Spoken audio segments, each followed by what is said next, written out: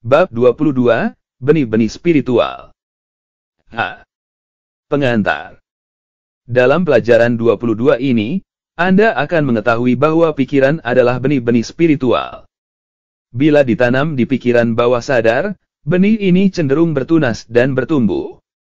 Namun sayangnya, seringkali buahnya tidak sesuai dengan kesukaan kita.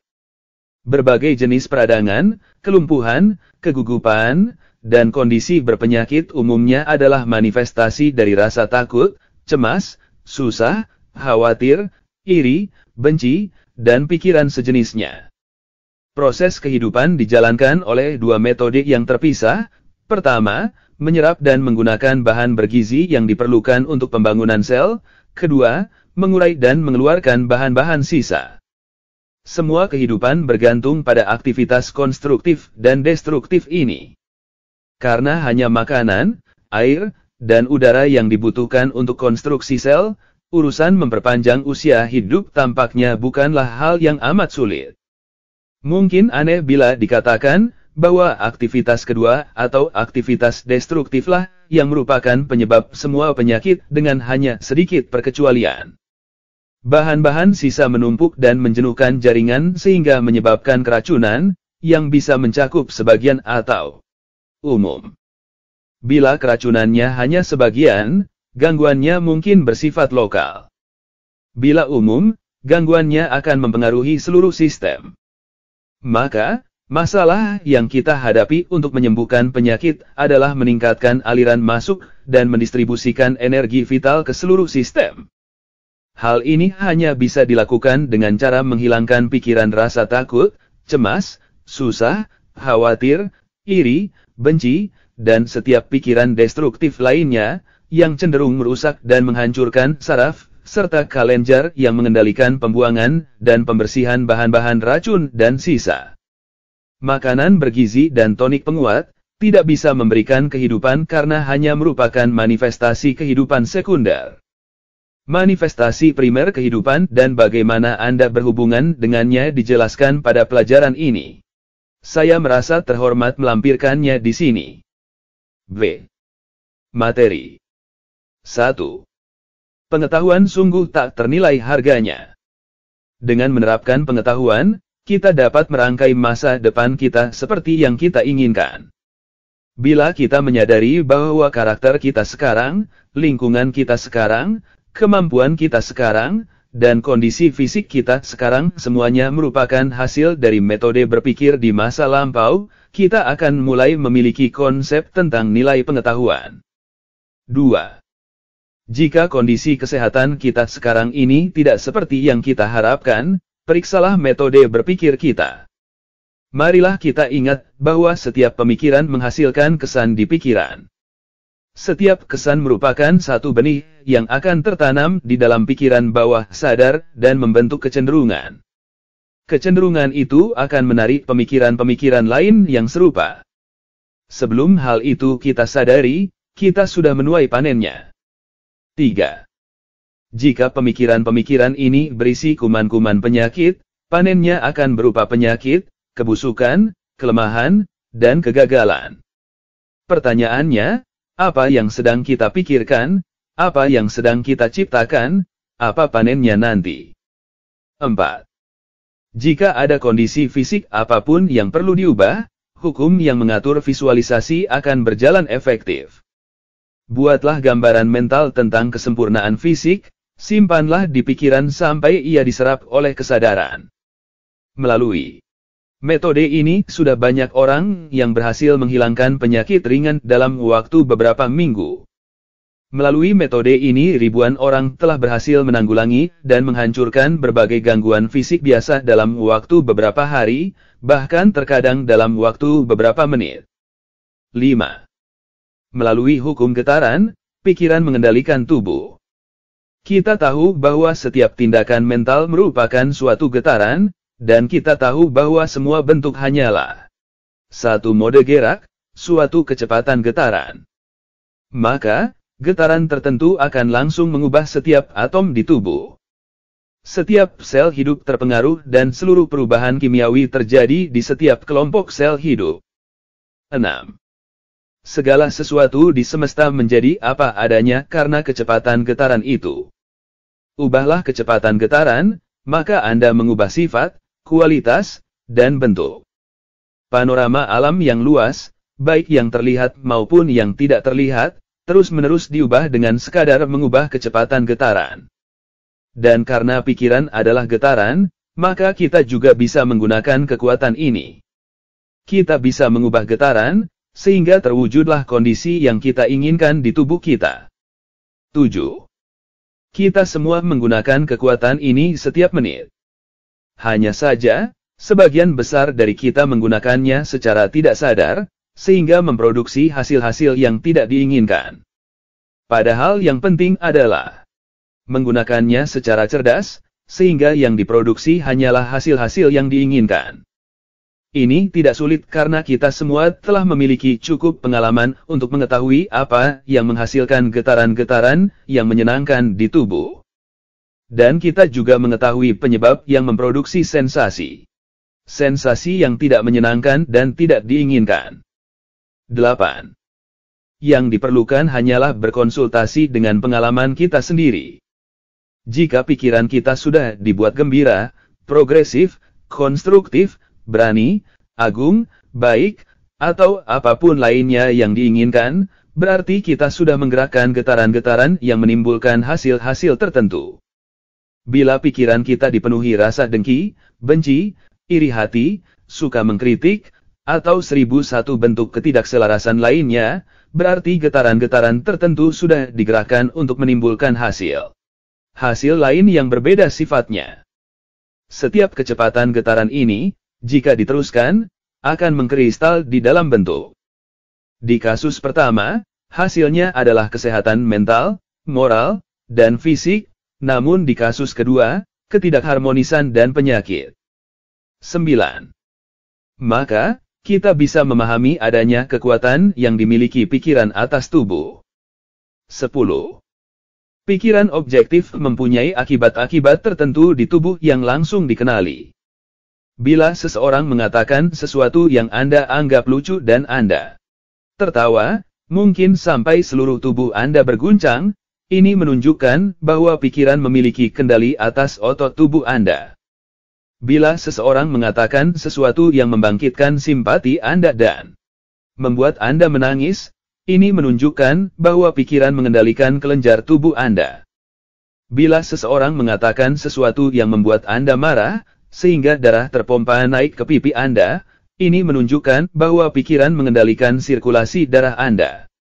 Tetapi karena semua pengalaman ini adalah hasil tindakan pikiran objektif Anda atas tubuh, hasilnya hanya bersifat sementara yang segera berlalu dan kembali ke situasi sebelumnya. 11. Marilah kita lihat bagaimana berbedanya tindakan pikiran bawah sadar atas tubuh. Anda menderita luka, ribuan sel lalu mulai bekerja untuk segera menyembuhkannya, dalam waktu beberapa hari atau beberapa minggu, pekerjaannya selesai. Tulang Anda mungkin patah. Tidak ada ahli bedah di dunia yang bisa mengelas bagian-bagian itu menjadi satu. Ia mungkin mengatur patahan-patahan tulang itu, tetapi pikiran subjektif akan segera memulai proses menyatukan bagian-bagian itu. Dalam waktu singkat, tulang menjadi kokoh seperti sebelumnya. Anda mungkin menelan racun, pikiran subjektif akan segera mendeteksi bahaya dan melakukan usaha yang keras untuk menghilangkannya. Anda mungkin terinfeksi kuman berbahaya, kemauan subjektif akan segera membangun dinding di sekeliling daerah yang terinfeksi dan menghancurkan infeksi itu dengan cara menyerapnya ke dalam sel darah putih yang disediakan untuk tujuan itu. 12. Proses-proses di pikiran bawah sadar biasanya berjalan tanpa sepengetahuan atau arahan kita. Selama kita tidak campur tangan, hasilnya sempurna. Tetapi karena jutaan sel perbaikan ini cerdas dan merespons pikiran kita, mereka sering dilumpuhkan dan dibuat tak berdaya oleh pikiran-pikiran kita yang berisi rasa takut, ragu, dan cemas. Mereka bagaikan laskar pekerja, siap memulai suatu karya penting. Tetapi setiap kali mereka siap menyerang, panggilan datang atau rencana-rencana berubah. Akhirnya, mereka pun patah semangat dan menyerah. 13. Cara menjadi sehat dilandasi oleh hukum getaran, yang merupakan dasar semua ilmu. Hukum ini dijalankan oleh pikiran, dunia dalam diri. Ini merupakan masalah usaha dan praktik individu. Dunia kekuatan kita berada di dalam diri. Jika kita bijaksana, kita tidak akan menyia-nyiakan waktu dan usaha untuk mencoba menangani akibat-akibat yang ada di dunia luar diri, yang hanya merupakan cerminan, refleksi luar. 14. Kita akan selalu menemukan penyebab di dunia dalam diri. Dengan mengubah penyebab, kita mengubah akibatnya. 15. Setiap sel di tubuh Anda cerdas dan akan merespons arahan Anda. Semua sel itu adalah pencipta dan akan menciptakan pola yang serupa dengan yang Anda berikan. 16. Maka, ketika gambar-gambar yang sempurna ditaruh di hadapan dunia subjektif, energi-energi kreatif akan membangun tubuh yang sempurna. 17. Sel-sel otak dibangun dengan cara yang sama. Kualitas otak diatur oleh keadaan pikiran, atau sikap mental, sehingga jika sikap mental yang tidak diinginkan dibawa ke dunia subjektif, mereka kemudian akan ditransfer ke tubuh.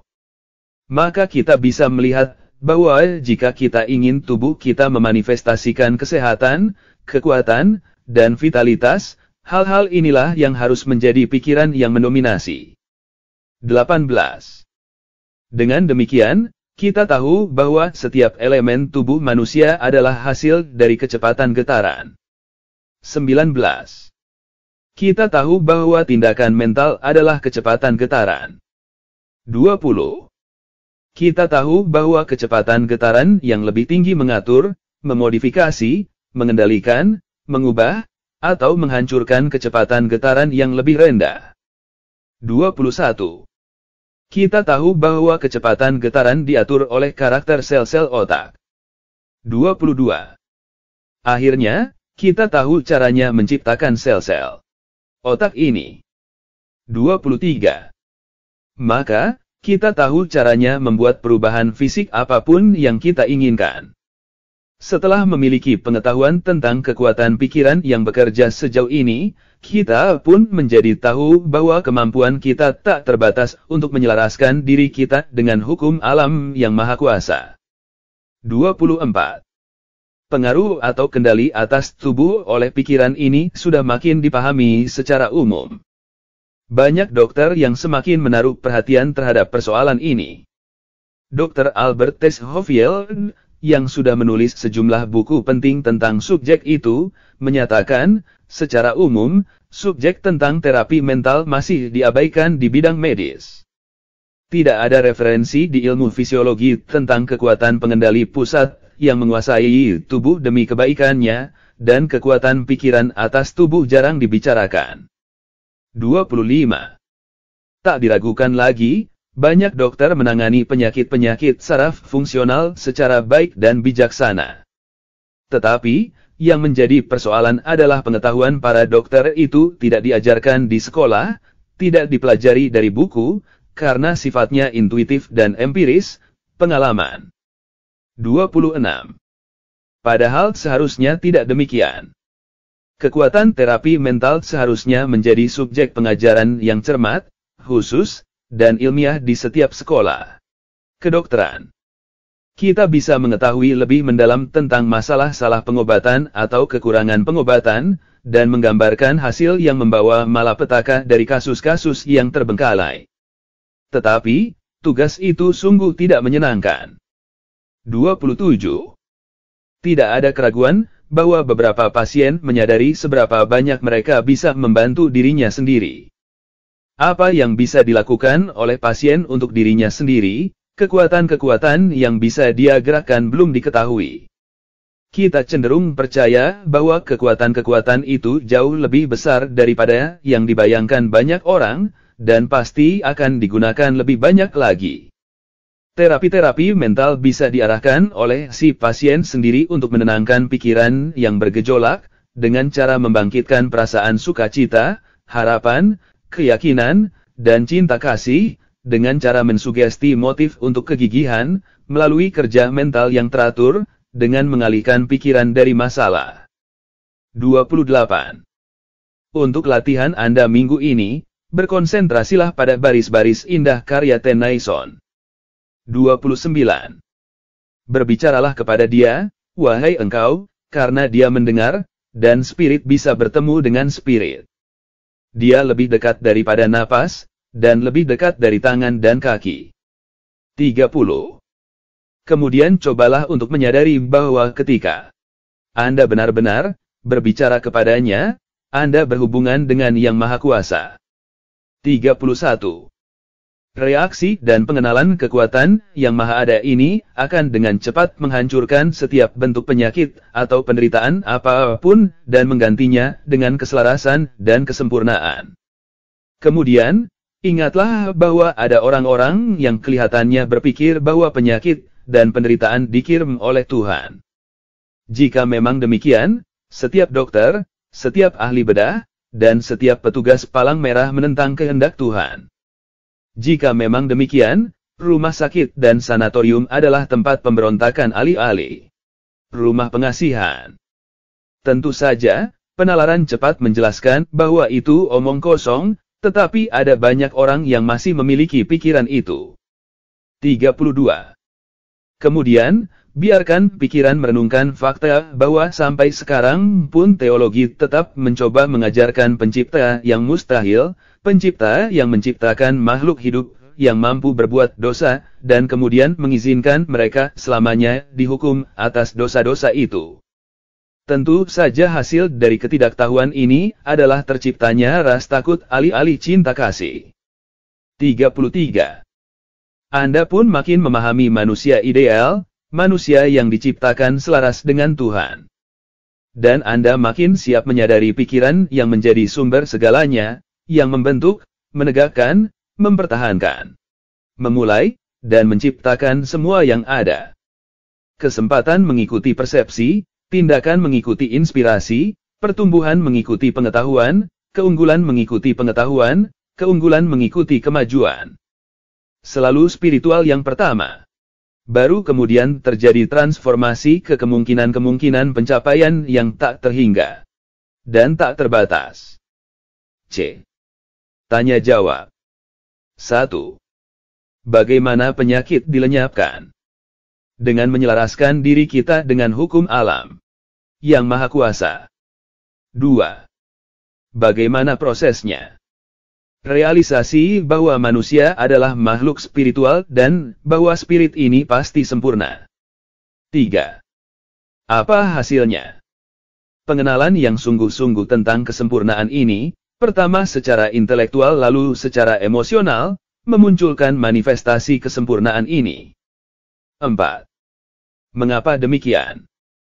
Karena pikiran bersifat spiritual dan karenanya juga bersifat kreatif, serta berhubungan dengan objeknya dan membuatnya termanifestasi. 5. Hukum alam apa yang dijalankan? Hukum getaran. 6. Mengapa hukum ini mengatur? Karena kecepatan getaran yang lebih tinggi mengatur, memodifikasi, mengendalikan, mengubah, atau menghancurkan kecepatan getaran yang lebih rendah. 7. Apakah sistem terapi mental ini dikenal umum? Ya, ada lebih dari 1 juta orang di negara ini yang menggunakannya dalam satu atau lain bentuk. 8. Apa hasil dari sistem pikiran ini? Untuk pertama kali dalam sejarah dunia, kemampuan penalaran tertinggi yang dimiliki setiap orang bisa dipuaskan melalui kebenaran yang bisa dibuktikan, yang sekarang dengan cepat membanjiri dunia. 9. Apakah sistem ini bisa diterapkan untuk bentuk pasokan lainnya? Sistem ini akan memenuhi setiap keperluan atau kebutuhan manusia. 10. Sistem ini bersifat ilmiah atau religius. Keduanya. Sains yang sejati dan agama yang sejati bak saudara kembar. Kemanapun yang satu pergi, ke sana pula yang satunya lagi mengikuti. Semua hanyalah bagian dari satu keseluruhan yang luar biasa agung, yang tubuhnya adalah alam, dan Tuhan adalah jiwanya. Pause. Kita telah mengetahui bahwa pemikiran teratur tentang suatu tujuan, yang sebelumnya telah direnungkan, akan membuat tujuan itu matang menjadi bentuk tertentu. Karena itulah, kita bisa sepenuhnya yakin akan hasil eksperimen dinamis kita. Francis Larimer Warner.